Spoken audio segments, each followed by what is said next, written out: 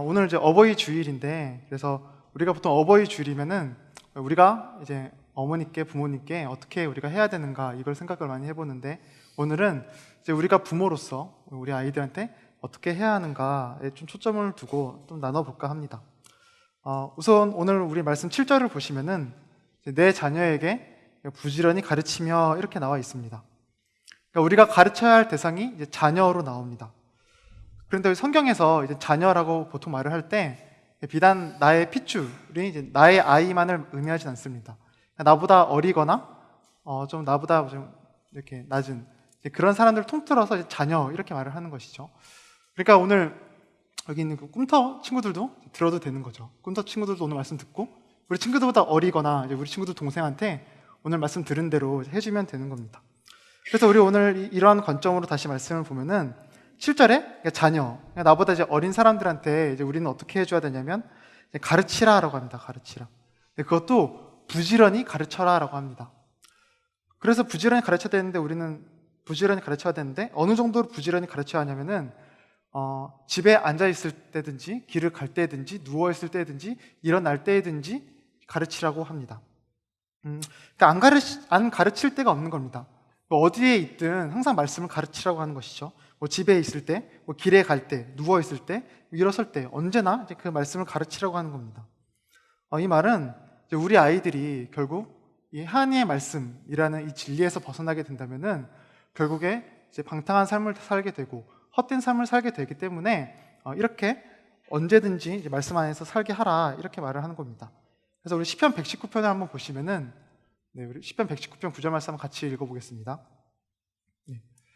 청년이 무엇으로 그 행실을 깨끗하게 하리이까 주의 말씀만 지킬 따름이니이다. 이제 청년, 이제 아이들이 어떻게 그 행실을 깨끗하게 하냐면은 오직 주님의 말씀을 통해서만 깨끗하게 한다라고 합니다. 그러니까 말씀이 아니고서는 절대 깨끗하게 될 수가 없다라는 것이죠. 또한 성경에서 이제 우리들에게 부지런히 지속적으로 계속해서 이제 우리 아이들에게 말씀을 가르치라고 하는 그 이유는 우리 아이들은 말씀에서 너무나도 쉽게 벗어나기 때문에 그렇습니다. 우리 아이들은 말씀 안에서 이제 살고자 안 합니다. 너무 쉽게 벗어납니다. 그만큼 우리 아이들은 이 세상에 너무나도 많은 유혹거리에 노출되어 있습니다. 예전에 그러니까 저 어릴 때만 해도 교회 밖에만 나가도 이제 애들한테 재밌는 게 많다 이렇게 말을 했는데 요즘에는 교회 밖에 나갈 필요도 없습니다. 손에 스마트폰 하나 쥐어주면은 하루 종일 재밌게 놀죠. 그런데 우리 아이들이 그 스마트폰으로 뭐 찬양을 듣거나 말씀을 듣거나 하는 좀 좋은 쪽으로 하면 모르는데 스마트폰으로 너무 안 좋은 문화를 너무 쉽게 그냥 아무렇지 않게 그냥 웃으면서 받아들입니다. 그만큼 우리 아이들은 좋지 못한 악한 문화에 너무나도 쉽게 노출되어 있습니다. 그러니 우리는 이 아이들이 말씀에서 어긋난 어떤 사상과 나쁜 문화를 받아들이지 못하도록 우리는 매 순간 신경을 써줘야 됩니다. 물론 아이들은 우리도 그렇지만 우리 아이들은 더구나 말씀 안에서 살기 싫어합니다. 하나님의 말씀을 지키면서 살아가는 것에 대해서 굉장히 거부감을 느끼고 되게 질색을 하죠. 그래서 오늘 본문에 이 가르치다라는 이 동사의 원어를 보면은 조금 이제 의미심장한 단어입니다. 가르치다의 원어는 찔러 넣다라는 표현으로 되어 있습니다. 찔러 넣다. 이 동사에는 좀 많은 의미가 포함되어 있다 생각을 합니다. 우리 아이들도 우리와 같이 태어날 때부터 죄인으로 태어납니다. 죄인으로 태어나서 죄인으로 자라갑니다. 그러니 말씀을 거부하고 말씀에서 떠난 삶을 살고 싶어하는 것은 어찌 보면 지극히 당연합니다. 우리 아이들도 결국에는 죄인이기 때문에 그렇습니다. 하지만 우리는 이제 그것에 타협하면 안 됩니다. 어떻게든 말씀 안에서 우리 아이들이 살도록 우리는 노력을 해야 합니다. 그래서 이 가르치다라는 동사를 사용할 때 찔러 넣다라는 표현을 사용한 것입니다. 아이들이 말씀에서 사는 것을 거부하고 싫어하고 질색을 해도 우리는 어떻게든 그 아이들을 그 말씀 안에서 살도록 우리는 노력을 해야 됩니다. 제가 저번 주에 저희 특세가 있었죠. 저번 주에 특세가 있었는데 그때 이제 꿈놀이 친구들한테 그 특세 오면은 뭐 햄버거 사준다 이렇게 해서 애들이 햄버거 먹으러 특세로 왔습니다. 햄버거를 먹으러 갔는데 그 한 아이 핸드폰을 보니까 핸드폰 케이스가 투명했는데 저희 꿈놀이 꿈터도 이제 애들 설교 들은 걸로 말씀 새김을 하는데요. 애 핸드폰 케이스에 이제 말씀 새김을 잘라서 이렇게 넣어놨더라고요. 그래서 보면서 그 애가 얼마나 그 말씀을 읽는지는 모르지만, 근데 그 노력하는 것 자체가 그냥 이렇게 내심 기특하고 좋더라고요. 근데 우리는 이렇게 어떻게든 이 아이들이 조금이라도 이 말씀에 노출되게 해야 되고, 조금이라도 이 말씀을 보도록 해야 되고, 조금이라도 말씀 안에서 살도록 우리는 노력을 해야 됩니다. 근데 이게 억지로 하면 오히려 또 반감을 사니 정말 우리는 좀 지혜롭게 아이들을 대해야 되죠.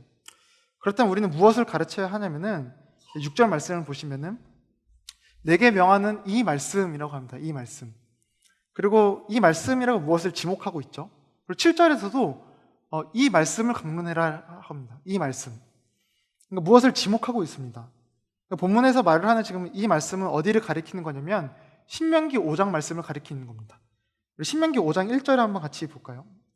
그리고 5장 1절 말씀 같이 읽어보겠습니다. 모세가 온 이스라엘을 불러 그들에게 이르되 이스라엘아 오늘 내가 너희의 귀에 말하는 규례와 법도를 듣고 그것을 배우며 지켜 행하라. 너희 귀에 말하는 규례와 법도를 듣고 지켜 행하라 이렇게 말을 합니다. 그러니까 이 말씀을 듣고 지켜서 행하라 이렇게 말을 한 다음에 7절 말씀부터 이제 본격적으로 그것을 말을 하는데 우리 7절 말씀을 또 보시면 제가 읽어보겠습니다. 나 외에는 다른 신들은 내게 두지 말지니라 이렇게 말을 하면서 시작을 합니다. 어디서 많이 본 말씀이시죠? 십계명입니다. 십계명. 그러니까 모세는 지금 그 이스라엘 백성들한테 너희 귀에 말하는 규례와 법도를 지키고 행하라 이렇게 말을 하면서 지금 십계명을 7절부터 쭉 얘기하고 있습니다.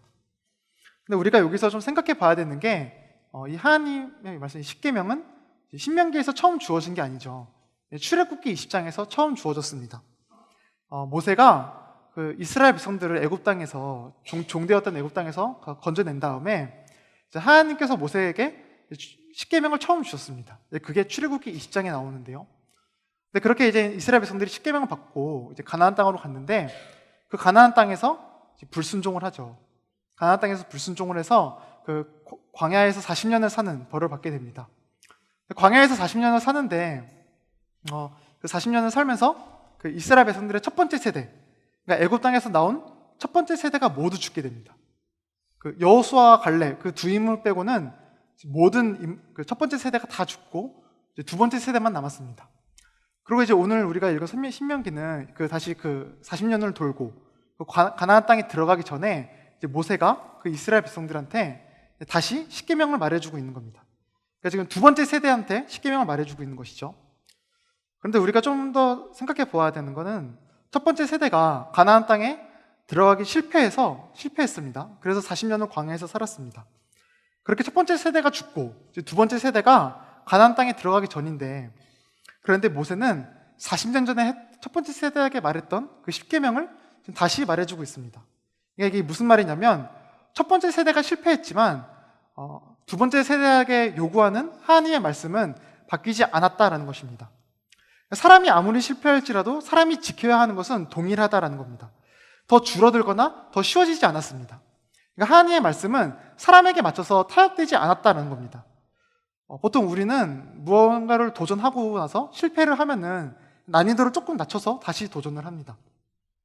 이렇듯 첫 번째 세대, 이스라엘의 백성의 첫 번째 세대가 실패를 했으면은 그 말씀이 조금 쉬워질 법도 한데 하나님은 그러지 않았습니다. 동일한 말씀을 두 번째 세대에게 주었습니다. 왜냐하면은 반드시 그렇게 살아야 하기 때문에 그렇습니다. 살아가는 방법이 이 명령밖에 없고 우리가 행복을 누릴 수 있는 방법이 이 말씀밖에 없기 때문에 동일한 말씀을 주고 있는 겁니다. 그래서 오늘 본문에서도 모세는 이 말씀, 태초부터 변하지 않는 그 하나님의 말씀을 반드시 지켜라 이렇게 말을 하고 우리에게 그것을 가르쳐라 라고 하는 것입니다.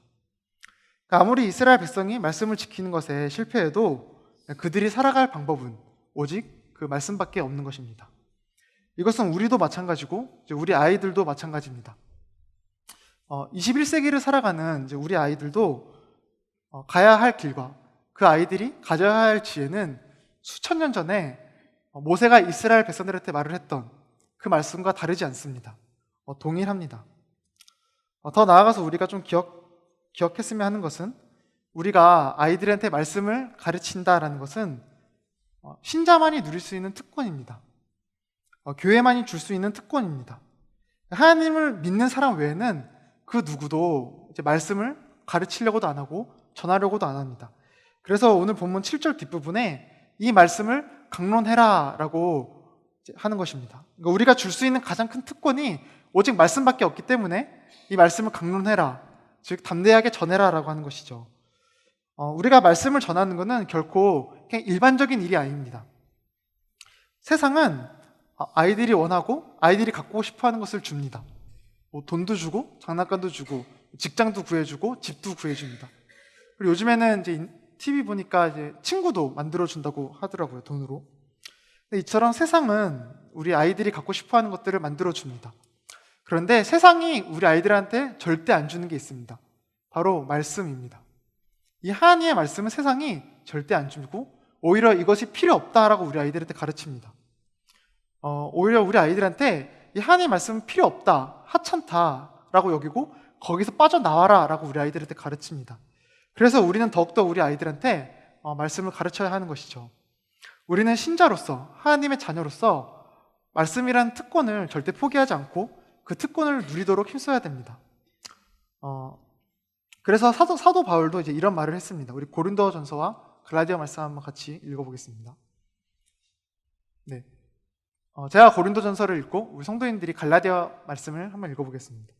내가 복음을 전할지라도 자랑할 것이 없음은 내가 부득불 할 일임이라. 만일 복음을 전하지 아니하면 내게 화가 있을 것이로다.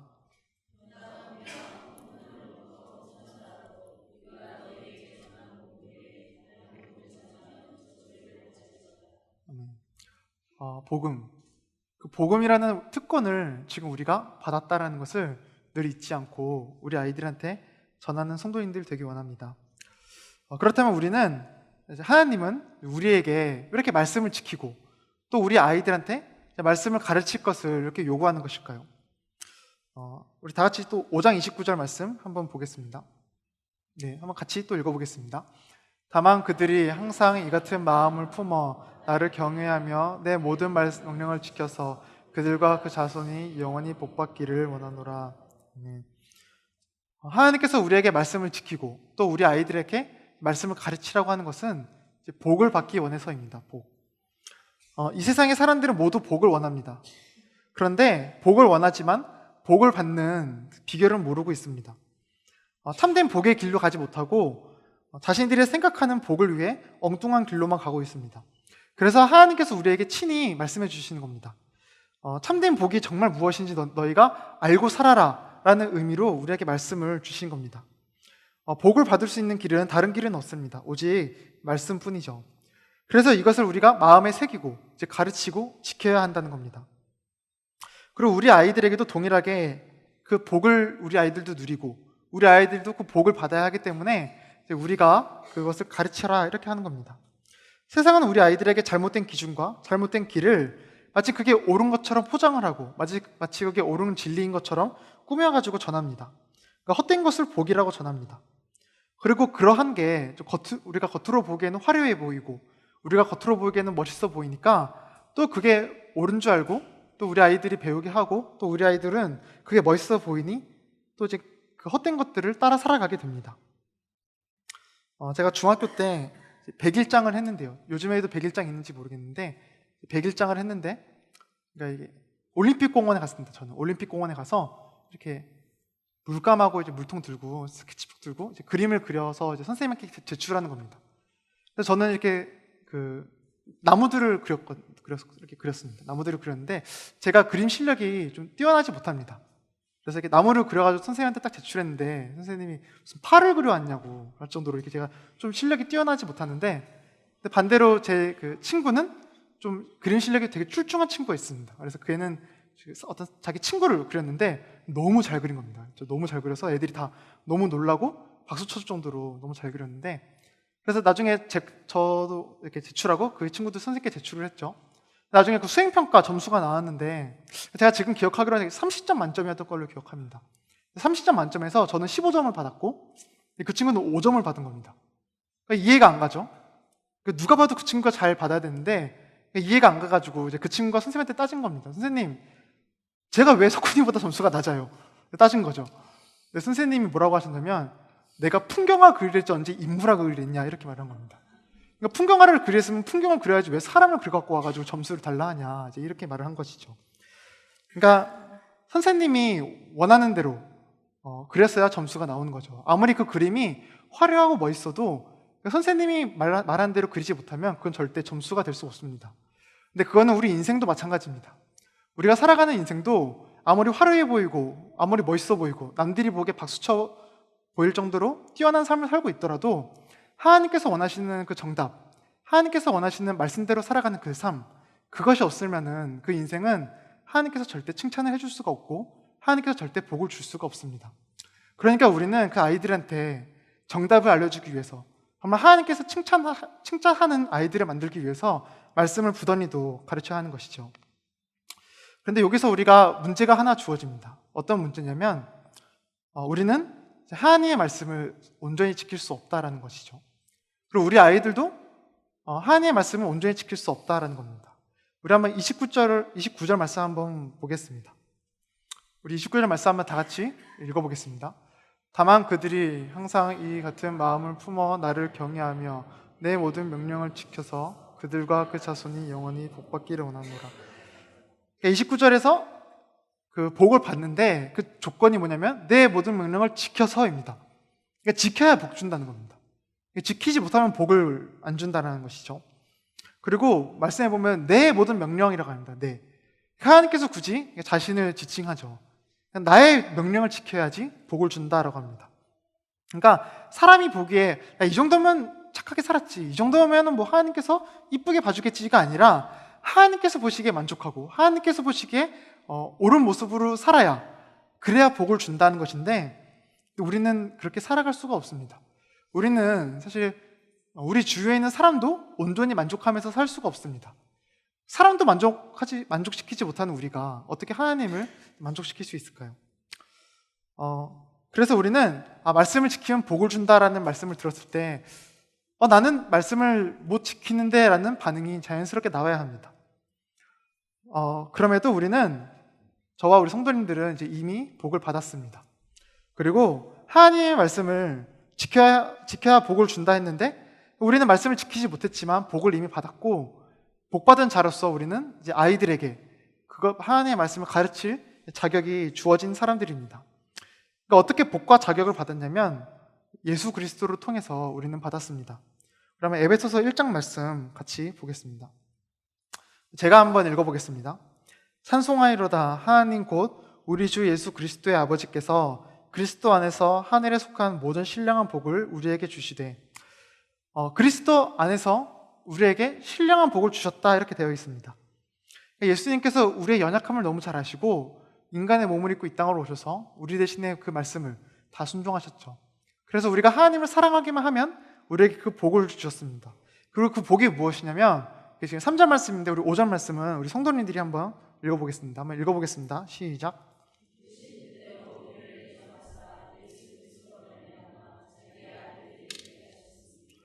그의 자녀가 되는 복을 주었다라고 합니다. 그러니까 우리가 예수님을 사랑한다면 예수님은 우리에게 하나님의 자녀가 되는 복을 주셨습니다.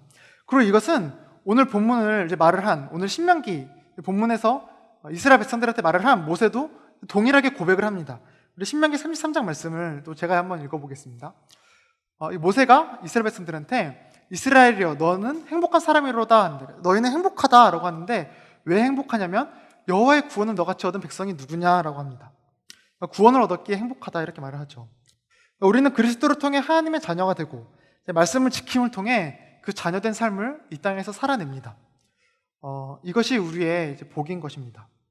그래서도 오늘 본문에서도 이제 우리에게 그 아이들한테 말씀을 가르쳐라, 쉬지 말고 계속해서 가르쳐라, 이렇게 말을 하기 전에 5절 말씀에서 그 전에 우리한테 그 조건을 하나 겁니다. 그 조건이 뭐냐면은 하나님을 사랑하라라고 합니다. 우리에게 아이들한테 말씀을 가르치기 전에 너희가 먼저 하나님을 사랑해라라고 합니다. 우리가 먼저 하나님을 사랑하여 구원받은 자로서 살아가야 합니다. 그게 먼저 되어야 우리가 예수님을 통해 우리에게 자격이 주어지기 때문이고, 또한 그런 사람들만이 우리 아이들에게 그 복음을 온전히 찔러 넣을 수 있기 때문에 그렇습니다. 그리고 결국에는 이제 우리 아이들에게 그 말씀을 가르치라는 것도 궁극적으로는 예수 그리스도를 가르치고 그 예수 그리스도의 마음을 품게 하라는 것입니다. 아이들이 그리스도를 믿어 참으로 복된 삶을 살기를 바라야 한다는 겁니다. 우리는 아이들에게 그리스도만이 이 세상의 유일한 소망이며 우리가 따라야 할 유일한 길이고 주를 통해서만 참 행복을 누릴 수 있다는 것을 우리는 지속적으로 가르치고 우리가 삶을 통해서 아이들한테 보여주고 아이들을 그 말씀 안으로 끌어들여야 합니다. 이것은 우리의 하나님의 자녀가 해야 할 선택이 아닌 우리의 책임입니다. 하나님께서 우리보다 어리거나 혹은 우리의 자녀들을 우리에게 허락하신 이유가 다 있다고 생각을 합니다. 하나님께서 자녀들과 나보다 어린 사람들을 우리에게 허락하신 그 이유와 그 계획이 분명히 있으십니다. 저도 아직 제 아이가 없지만 저를 이 제천지역으로 보내고 우리 꿈누리 아이들을 허락하고 꿈터 아이들을 저한테 허락하신 이유가 분명히 있다고 생각을 합니다. 그리고 그 이유는 우리가 지금 살핀 바처럼 오직 예수 그리스도 그것을 전하라는 것임을 의심치 않습니다. 하나님의 신실하신 그 계획을 신뢰하시면서 나의 자녀와 우리에게 주어진 주위의 많은 아이들에게 하나님의 말씀이라는 그 유일한 진리인 복음을 전하시기 힘쓰시기 바랍니다. 시간이 갈수록 세상은 점점 어떤 왜곡된 진리와 왜곡된 말씀을 통해서 아이들을 현혹합니다. 그리고 아이들에게 그게 옳은 걸로 착각시키고 아이들에게 말씀에서 빠져나오게 합니다. 그리고 제가 가끔 너무 속상한 거는 우리 아이들이 이 세상에 헛된 것들을 놓치고 이 세상의 헛된 것들을 소유하지 못했다고 절망해하고 괴로워하고 슬퍼합니다. 그게 본질적인 게 아니어서 그게 중요한 게 아니어서 괜찮은데 전혀 절망을 안 해도 되는데 헛된 것을 놓쳤다고 헛된 것을 소유하지 못했다고 이 세상의 헛된 것을 못 이뤘다고 우리 아이들이 속상해하고 절망에 빠져 있습니다. 그럴 때면 마음이 참 속상하고 괴롭죠. 물론 아이들에게 말씀을 가르치고 복음을 전하는 건 아이들의 학업 공부나 직장에서 이렇게 어떤 성과를 내는 것과는 달라서 눈에 보이는 즉각적인 어떤 성과가 있지 않을 수 있습니다. 그래서 때로는 이게 현명하지 않는 방법 같기도 합니다. 그러나 이 길밖에 없기 때문에 하나님은 수천 년 전에 모세에게 말해주신 이 말씀을 가르치라라는 이 말씀을 지금 이 시간 이 자리에 모인 저와 우리 성도인들에게 하고 계신 겁니다. 아이들의 인생에 말씀이라는 정답이 없으면 결국 틀린 인생을 살게 됨을 기억하시면서 예수 그리스도라는 복음의 힘을 믿으시고 말씀이라는 특권을 전하시는 저와 우리 성도님들 되기 원합니다. 같이 기도하겠습니다.